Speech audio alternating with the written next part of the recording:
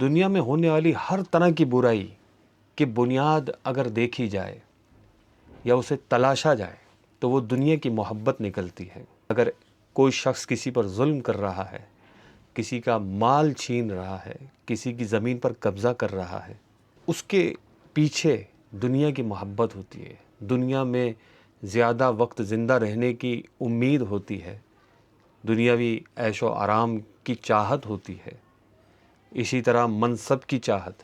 اس منصب کو پانے کے لیے ہر طرح کے ظلم کو روا رکھنے کی خواہش کہ منصب کے ذریعے دنیا میں ایک طاقت حاصل کی جائے، اس طاقت کے ذریعے مزید مال بنایا جائے،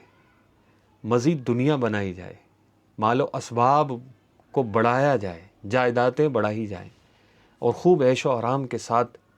اس دنیاوی زندگی کو گزارا جائے۔ تو غور کیا جائے تو ان تمام گناہوں کے پیچھے، اس کے علاوہ ہر طرح کے گناہ کے پیچھے اگر دیکھا جائے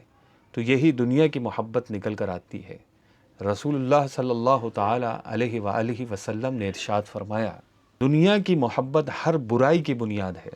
ایک موقع پر ارشاد فرمایا، دنیا ملعون ہے اور اس کی ہر وہ چیز ملعون ہے جو اللہ پاک کے لیے نہ ہو۔ دنیا کی محبت یا دنیاوی مال و اسباب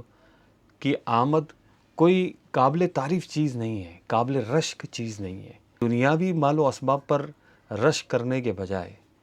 ہمیں اس سے عبرت حاصل کرنی چاہیے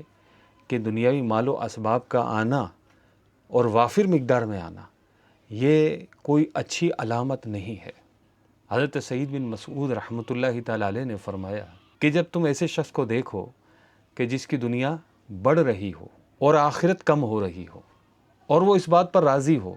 تو سمجھ لو کہ وہ شخص فریب خوردہ ہے، فریب کھایا ہوا ہے، اس کی صورت بگاڑی جا رہی ہے اور اسے محسوس بھی نہیں ہو رہا ہے۔ اللہ پاک ہمیں